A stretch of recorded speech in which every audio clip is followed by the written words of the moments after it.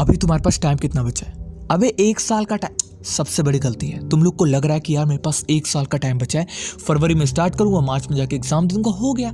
सबसे बड़ी गलती है भाई, क्योंकि अभी का जो टाइम है ना वो सबसे ज्यादा क्रूशल है और इसी टाइम पे बच्चे बिगड़ते हैं और इसी टाइम पे बच्चे बचते हैं। दोनों ही काम इसी टाइम पे होता है, क्योंकि अभी क्या है ना, तुम पढ़ाई करके निकले थे, एग्जाम दे करके निकले थे, काफी बच्चों ने स्टार्ट कर दिया है, बट कुछ टाइम पे आने के बाद ना, या फिर 10-15 दिन की बात है, उसके बाद ऐसा रिलैक्सेशन स्टार्ट होगा ना, क्योंकि ना पेपर है ना यूटी है ना कुछ है, रिलैक्सेशन रिलैक्सेशन रिलैक्सेशन। फिर आएगा एक ऐसा टाइम जब तुम्हें लगेगा कि यार मेरा मिड टर्म एग्जाम कंडक्ट होने वाला है, यार अब मुझे कुछ।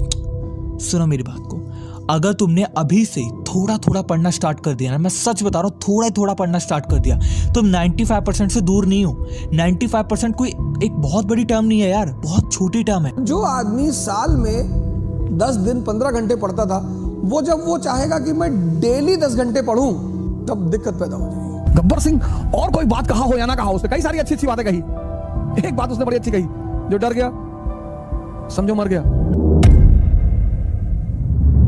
तो सबसे पहली बात, अटेंशन। मतलब तुम्हारा एक्चुअल में टारगेट क्या है? 95-98% वाला नहीं, तुम्हारा एक्चुअल का टारगेट क्या है? क्योंकि मुझे काफ़ी बच्चे कहते हैं यार मेरा टारगेट है नीट को क्रैक करना, मेरा टारगेट है भाई जेई को क्रैक करना।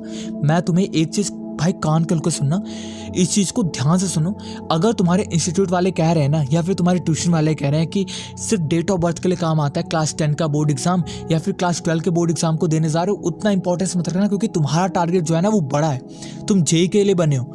मेरी बात सुनो, अगर तुम सोच रहे हो कि यार ये एग्जाम छोटे मोटे एग्जाम होते हैं, तो तुम सबसे बड़े मूर्ख हो। सबसे पहले अटेंशन देना शुरू करो अपने यूटी को।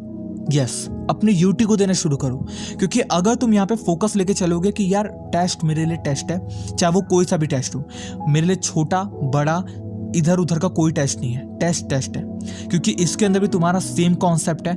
अगर मैं इसके अंदर 99, 98, 95 ला रहा हूँ, तभी मैं उसके अंदर भी ला सकता हूँ। अगर मुझे यहाँ पे अभी से मन में डाल दोगे कि यार ये इंपॉर्टेंस नहीं रखता, ये इंपॉर्टेंस नहीं रखता, तो मैं तो क्लास 12 में गया, मैं तो क्लास 10 में गया।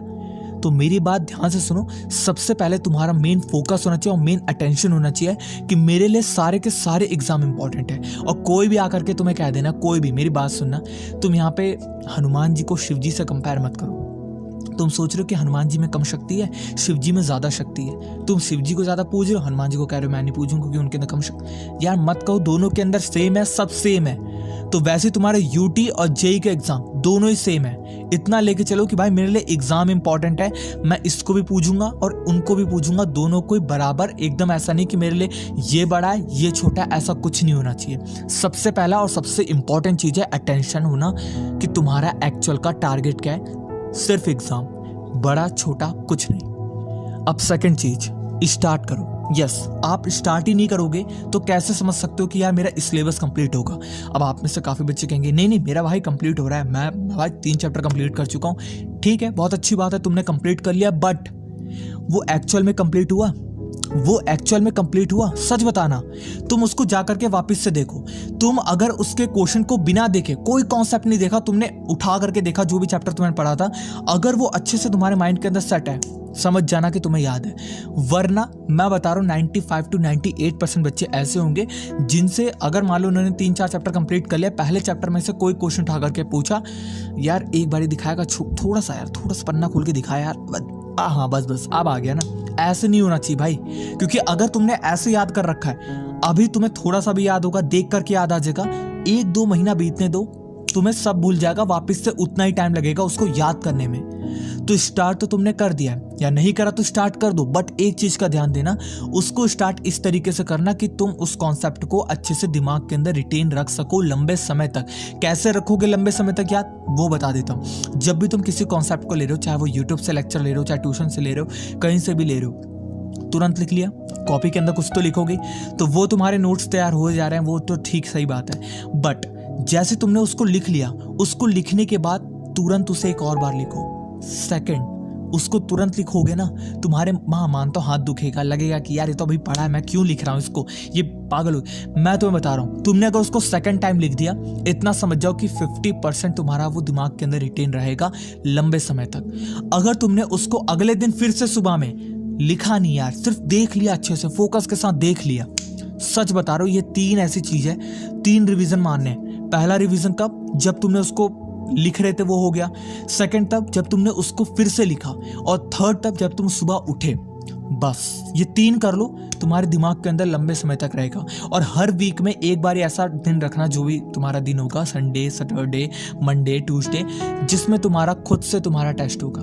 कोई टीचर नहीं, कोई ट्यूशन वाला नहीं, खुद से टेस्ट लेना है। और टेस्ट ऐसा नहीं कि तुमने क्वेश्चन उठा करके सॉल्व करे, नहीं। टेस्ट ऐसा होना चाहिए कि यार मेरे को कॉन्सेप्ट याद है, क्वेश्चन तो बाद में सॉल्व होंगे, पहले कॉन्सेप्ट याद है। कॉन्सेप्ट को रिवाइव करने की कोशिश करना दिमाग में, सिर्फ चैप्टर को याद करके। ये तुम्हारा सबसे इंपॉर्टेंट है, ठीक है। अब थर्ड चीज, लिमिटेड रिसोर्सेज पे फोकस करो। यस, तुम लोग यहाँ पे क्या करते हो ना, बहुत सारे रिसोर्सेज को आज के टाइम पे उठा करके ले आते हो, क्योंकि आज के टाइम पे रिसोर्सेज ज्यादा है, पढ़ने वाले बच्चे कम हो गए। हाँ, ये बात सच है। पढ़ाई करने के लिए यार आपका माइंड जितना कैपेबल है ना, उतना ही रिसोर्सेज लो। फ्री में मिल रहा है ना, तो भी मत लो, क्योंकि यार देखो, पढ़ना हमें उतना ही है जितना तुम्हारी माइंड की कैपेसिटी है। ये बात सच है। अगर तुम सोच रहे हो कि नहीं मैं तो रिसोर्सेज सारे ले आऊंगा, यहाँ से नोट्स मिले उठा ले, यहाँ से मिले उठा ले, यहाँ से मिले उठा ले, सब जगह से उठा ले भाई, उठा ले। तू किताब बता रहा है, मैं तेरी किताब खरीद के लाऊंगा, मैं तो उठाऊंगा रिसोर्सेज। एट दी एंड जब तुम उसको पढ़ने जाओगे ना भाई, हर बंदे का कॉन्सेप्ट समझाने का तरीका अलग अलग होता है, हर बंदे के एग्जाम्पल अलग अलग होते हैं। तो तुमने यहाँ पे अलग अलग टाइप के एग्जाम्पल देखे, तो तुम्हारे दिमाग के अंदर मैस हो जाएगा। तुम्हारा दिमाग कहेगा एक काम कर भाई ये ना गलत हो रहा है, तेरे साथ गलत हो रहा है, तू मत पढ़। फिर तुम्हारा माइंड कहेगा मत पढ़, तुम कहोगे ठीक है, अच्छी बात है यार, नहीं पढ़ रहा, क्योंकि बहुत मैस कर रखा है इन लोगों ने। क्योंकि माइंड हमेशा पढ़ाई से दूर भागता है, दूर नहीं बहुत दूर भागता है। तो इतना समझ जाओ, जितना कम रिसोर्सेज रखोगे भाई, कितने बड़ा सा बड़ा यहाँ पे रिसोर्स हो, रिसोर्सेज मत लेना जब तक कि तुम्हें ना लगे कि यार ये इंपॉर्टेंस नहीं रखता या रखता है। जो भी तुम्हें लगता है उस हिसाब से अपनी लाइफ को खुद डिफाइन करना शुरू करो। कोई यहाँ पे आकर के तुम्हें, कोई इंस्टीट्यूशन वाला कह रहा है कि यार ये कर लो, मेरा ये बैच आ रहा है, मेरा ये मटेरियल आ रहा है, मेरा कोर्सेज आ रहा है, तुम ऐसी आंखें बंद करके बाय मत करो। तुम्हें लगता है कि रिलाई करने लायक है, ले लेना। लगता है कि यार मेरे लिए इंपॉर्टेंस नहीं, हाँ अच्छी किताब है, बहुत बेस्ट है यार, बहुत अच्छी चीज़ है, बट मुझे नहीं लग रहा है यार मेरे लिए इंपॉर्टेंस रखती है, तो डेफिनेटली स्किप करो, हटाओ।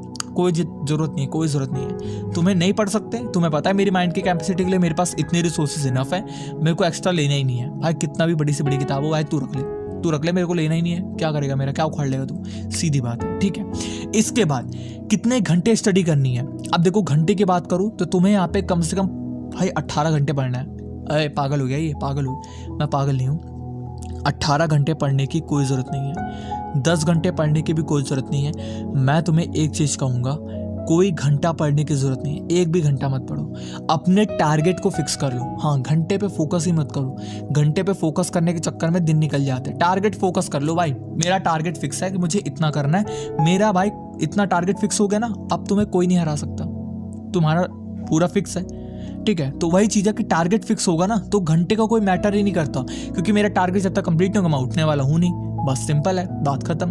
तो ये थी तुम्हारी टिप्स, जिसको तुम करके 95% मार्क को स्कोर कर सकते हो। ये तो सिर्फ ट्रेलर है यार, अभी बहुत सारी चीज़ें इसी चैनल पे आने वाली है, तो चैनल को सब्सक्राइब